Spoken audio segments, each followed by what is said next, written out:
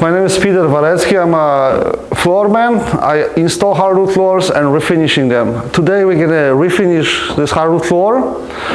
First of all, what we do, we need to do all the repairs before we're going to start sanding. Okay, so with this piece, what we're going to do is we're going to break the piece with a chisel and scoop it up so that this spot is empty, and then we can replace it. In case, like, if the stain had gone all the way through, what would happen is when you're sanding, you're trying to get it off, and you're sanding and sanding and sanding, and before you know it, you create a dip in the middle. So it's better just to replace it. Yeah. Oops. So is it glued in there too? Just, I don't think so. I think it's just dry in some spots and spots not. What we're doing is we're cutting this down to size in order to fit it on the pieces that we took out already. Fire it up.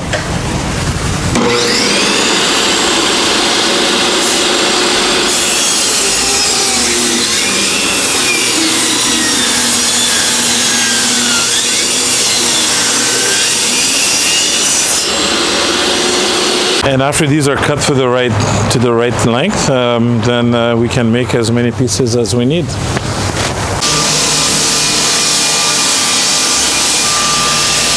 Hey Peter, do you want me to rip that down a little bit thinner, or? This will be just perfect. We can always level this with the edge before sanding with the big machine.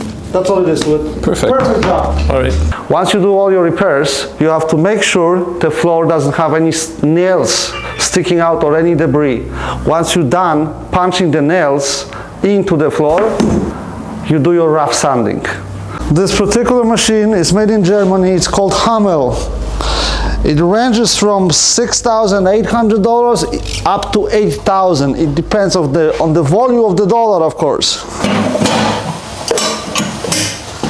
Okay, well, this is the most professional floor sanding machine. Of course, it's used most of it. It's used for residential area because it's smaller. Of course, there's machines like this that is 12-inch drum. This one, particular one, it's 8-inch drum, which is much better to maneuver in smaller areas.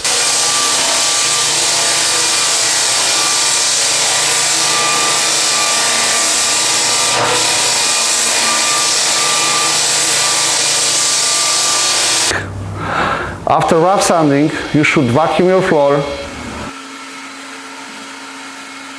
apply wood filler, and of course the filler should be as your wood is installed. For instance, right now we have an oak floor. It's common number 1, therefore you use red oak filler. Do not mix your filler with water, otherwise you're going to have to fill it twice. Once you sand again with fine paper, you need to buff the floor with 120 grit on a polisher. Then you vacuum the floor. Check for nails again, of course. Then you apply your filler. Okay, when it comes to fill the floor, it depends what grit of paper you use. Then also you will know how much filler you will use. The heavier grit of the paper, the more filler. And of course, if you have lots of cracks in the floor, therefore you're going to use more filler as well. It's not recommended to thin the filler. It's going to shrink and it will leave gaps. You have to wait approximately half an hour for the filler to dry. It depends on the condition what you're working at. If it's too cold, the filler might take a little bit longer to dry, obviously. Once the filler is properly dry, you sand over again. You should use at least 80 grit paper on your big machine, and also 80 grit paper on your edger. Once that is done, you should scrape all your corners. If it's possible for you, you should get a palm sander, powerful palm sander, and do all the edges after your edger. This is the last stage of refinishing the floor. What we do right now, it's called buffing. We are using 80 screen in this case because we have a lot of lines, because there was a lot of nails.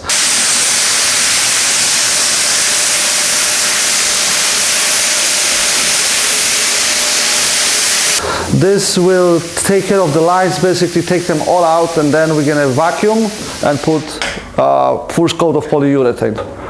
You may apply your first coat with the roller or proper applicator. Once that is done, if it's a water-based finish, also you're gonna have to wait at least half an hour for the first coat to dry, and then you can apply right away another water-based finish, also with an applicator. Do not ever apply water-based finish with a roller. Bad idea. It will leave streaks. Finally, we are on the final step, refinishing the floor. So what do we do now? We buff the floor, or screen you can say, with a 120 screen used. Make sure it's used, otherwise it's going to leave lines. Or you can go up to 220 grit a screen. Of course, you have to sand with used screen all around the edges, because the buffer usually does not come to the edge and also the corners. When you're buffing, you make sure that you have the powder on the floor. If there is no powder, that means the floor is not dry enough. So once you have this result, you vacuum and apply another coat of polyurethane, and that's it for this.